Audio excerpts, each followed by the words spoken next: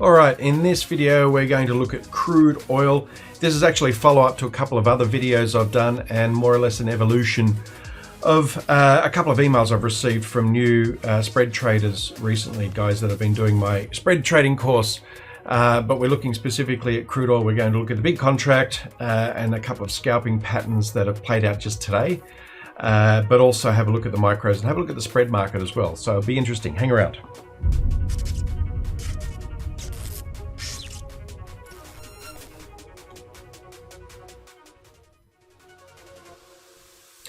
Okay, so first up we're going to have a look at, as I said, some scalping or some intraday patterns, or one in particular that I think is really interesting and worth pointing out.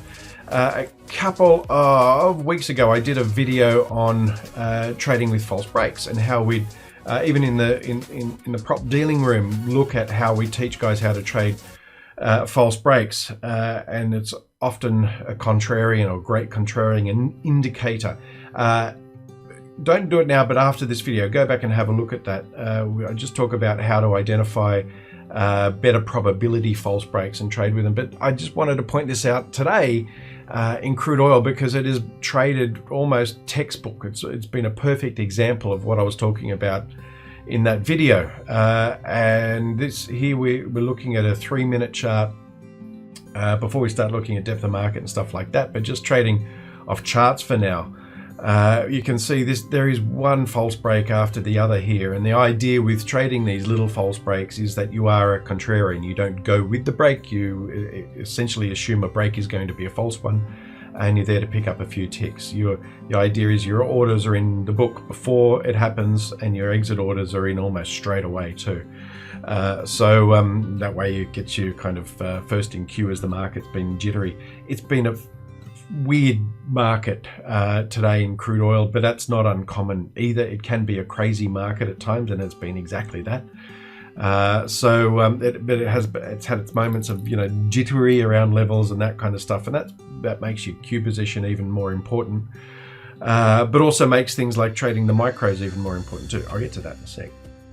But I just wanted to point out, I won't go on about it too long, but I just wanted to point out this market's been one false break after the other, and it's why you can use this pattern if you're trading intraday or very short term. Why it should be one of the things you look at. I started my first trade of the day was around here. You can see that there's this nice little false break. Again, what I pointed out in the previous video was these patterns are a much higher probability if the market has had to come a long way before it makes that break. In other words, it's a little bit exhausted by the time it gets there. The amount of time and distance and all of that is kind of dependent on the size of the move rather. But here you can see a nice one here. The nice little false break. Market rallies, comes back down, makes another false break, comes back down, makes another false break, another one there, another one there, another one there, and before that big sell-off where everything just went nuts, and it looked like the market was finished for the week almost, as in it was going to keep selling off, and it immediately turned around once it made this little false break here and rallied up and made another false break there. And so it kind of keeps going and going. There's this one here. I mean, I won't go on too many. They're up here. These are smaller tick ones up here, and so on and so on. These ones here are slightly bigger breaks, and you could argue, you know what, they're too big a break to be called a false break, despite the fact that they fell back down. But that's what brings me into talking about the micros, because trading that big contract, $1,000 per dollar, 1,000 barrel contract, for newer traders or even relatively experienced traders, you don't want to be taking that big risk and holding those trades with wide stops when all it is you're looking for is a few points. But with the micros now, with a dollar per cent tick size, it allows you to even stack the book a little bit more and average into a trade, or have the conviction to hold a trade a little longer. So with these breaks here, which are, yeah, they turned out to be good false breaks, but they went a little bit further than these ones did in terms of how far they went past the previous move. Again here, same, this, you call that a false break, but it did kind of go past there and hung around there for too long. If you're trading the big contract, or if I was trading the big contract, and I was selling into that, I probably would have scratched out of that or taken a small loss. But trading the micro, you're more inclined to just hold it a little bit more, because the implications of doing so are not that great, so and that's what makes it great to trade. So that's just an interesting point. As I said, I've got a longer video on the whole false break concept, although I think I covered the good parts here.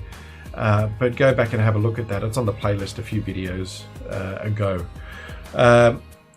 Now, I also wanted to look at, well, this is the underlying crude oil, or the big daddy crude oil market, but I wanted to show you the spread market, and then show you the spread market in the micros, and just show you what the spread market looks like relative to the two underlying markets. So for those that are relatively new to spread trading, and even some of the analytics you see online, they tend to look at just the one market versus the other. So here we're looking at September versus December crude oil.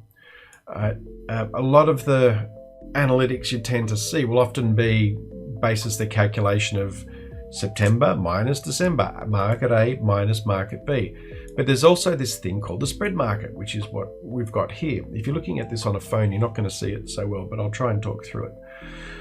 The spread market is a facility that the exchange offers, which allows you to place orders based on the spread price as opposed to the two individual parts. If you were, for example, trading in the September versus December spread, to leg, what they call leg the spread, you trade in each leg, each contract separately. So if you're buying the spread, you'd be buying September, selling December.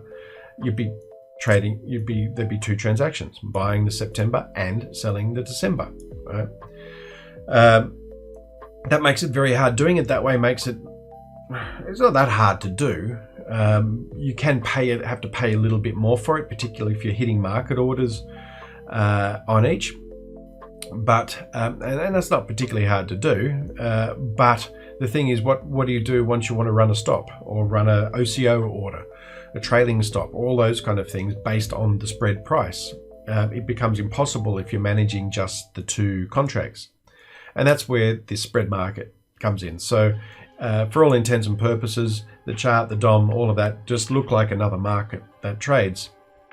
And what ends up happening is when you're buying into this spread or selling this spread, in your account, you don't receive a contract that says spread contract. You receive the two contracts still, right? But this facility just allows you to manage the orders, both the entry orders and the risk management, the stops and all of that kind of stuff. It's fantastic. Here, I just wanted to one thing I wanted to point out is the size of the spread market versus the underlying. You can see here, the underlying market on the ladder, it's roughly about, most prices are between 10 and 20 order size at each price. So, right now, $71.99, the market has 15 lots ready to sell, so on. That's changing constantly, of course. But what you've got in the spread market here is about 10 times that amount. The volume is much bigger, or the depth is much bigger in the spread market. So you've got in between 100 and 300 on the bids and on the offers in the spread market, which makes it a whole lot, it shows that more people than just us are trading it.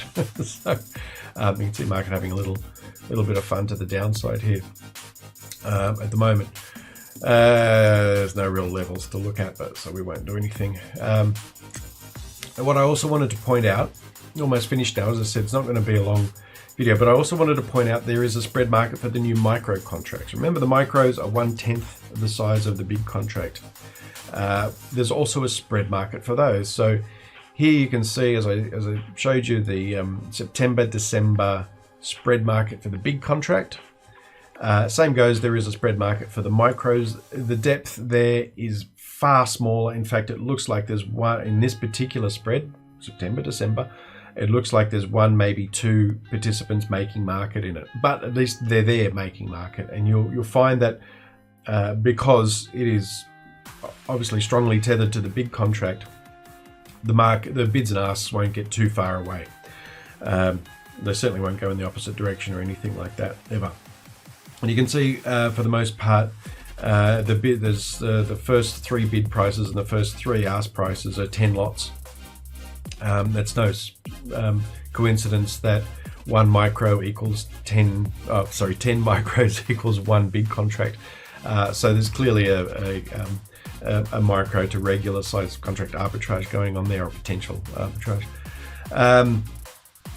But that, nevertheless, the fact is I would expect that market to hopefully develop a little more and start looking like the bigger one over time, as perhaps more people start shifting to that smaller contract. I suppose like the E-mini. Before the E-mini there was the big S&P contract, then there's the E-mini, and now there's the micro S&P. Well, I said micro minis, but that's not it. So maybe the same thing will happen in crude oil, which would be kind of interesting to watch. But even so, with only 1 or 2 market makers there, the spreads are pretty tight. In fact, I jotted down, just before I click record, I jotted down I wanted to talk about the bid-ask spread actually, and just show you how it kind of works. If we were to be trading the September and December contracts individually, you've got the bid ask here that I took a snapshot of. Took the snapshot all at the same time. So to create a bid ask in the September versus December contract without the exchange rate spread, you take one away from the other, which gives you a market of 246 bid and 249 offered. Compare that to the exchange spread market. It's 247 bid and 248 offered. So even then, in that particular snapshot, and this will happen at almost any time you take a snapshot, that exchange rate, the exchange spread market is tighter than doing the legs. Okay, there's a reason for that, because there are bots that are trading in and out of each of them. That in itself says this is a far better way to go about trading the crude oil market, by understanding that spread market. In the micros, that spread is still about 3 ticks wide, but again, it's $1 per tick. So what? If you have to pay up a little bit or whatever, be that as it may. These spreads are generally far less volatile than the outrights. As I've said before, that today has been a crazy market here and there, and the depth of market was looking like all sorts of crazy around these highs and lows as well.